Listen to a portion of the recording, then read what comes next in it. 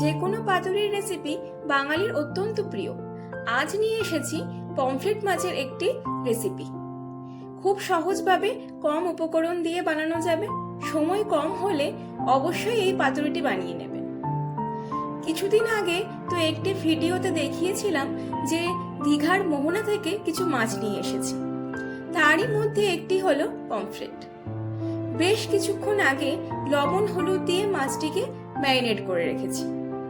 Frying প্যানে 2 চামচ মতো তেল দিয়ে মাছটিকে হালকা করে এপিট ওপিট করে ভেজে নেব।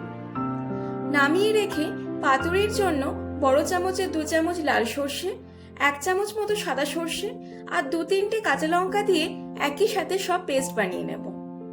তারপরে ওই পুরো পেস্টটা একটা ছাঁকনির সাহায্যে ছেঁকে খোসাগুলোকে আলাদা করে নেব। তারপর ওই মাছ ভাজার তেলে আরো 1 চামচ মতো তেল অ্যাড করে কালো জিরে, কাঁচা লঙ্কা ফোড়ন দিয়ে সর্ষে কাঁচা লঙ্কা বাটার যে জলটা সেটা দিয়ে দেব। পাতুরি রান্নার জন্য অবশ্যই মাস্টার্ড অয়েল ব্যবহার করবেন। এবার এতে দিয়ে দেব 1 চামচ মতো কাশ্মীরি লঙ্কার গুঁড়ো, হলুদ লবণ পরিমাণ মতো ও অল্প আদা বাটা। 2-3 বার নেড়ে চেড়ে নেব। কিছুক্ষণ পর ফুটে এলে মাছটা দিয়ে 5 থেকে 6 মিনিটের জন্য ঢেকে দেব।